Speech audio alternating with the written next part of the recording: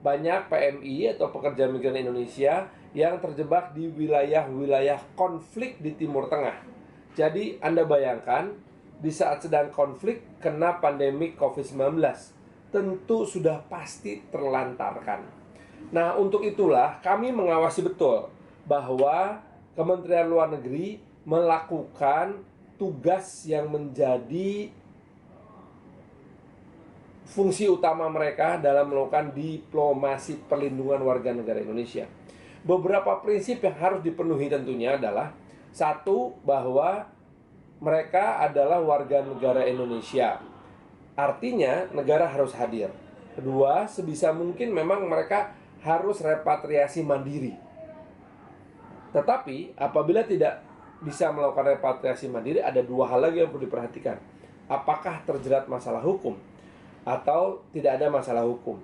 Kalau memang tidak ada masalah hukum, maka yang perlu diperhatikan ada dua hal, yaitu pertama, disupport dulu kebutuhan sembakonya atau kebutuhan sehari-harinya, kemudian dijadwalkan untuk dikembalikan ke wilayah negara Republik Indonesia menggunakan fasilitas yang dibiayai atau dimiliki oleh negara. Kedua, apabila memiliki masalah hukum, seperti apa misalnya?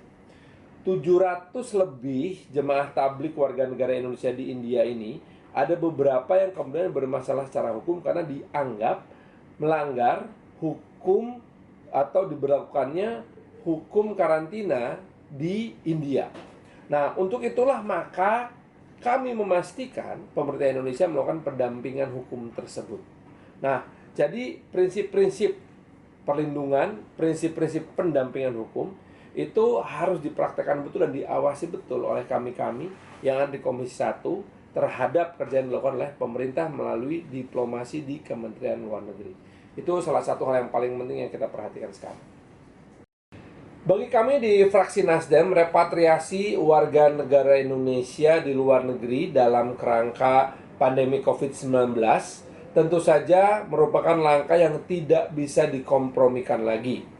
Terbukti bersama dengan Wakil Ketua MPR RI, Bu Lestari Murdiat, kami pun mengawal repatriasi warga negara Indonesia dari Wuhan di bulan Februari lalu untuk bisa kembali ke Indonesia, dan di Indonesianya dipastikan bahwa mereka diperlakukan dengan baik dan benar dalam isolasi di Bintan sana ya, di Natuna. Nah, artinya kami dari fraksi Nasdem ini betul-betul menekankan bahwa repatriasi merupakan bagian perlindungan negara terhadap warga negara Indonesia yang tidak bisa ditawar-tawar lagi.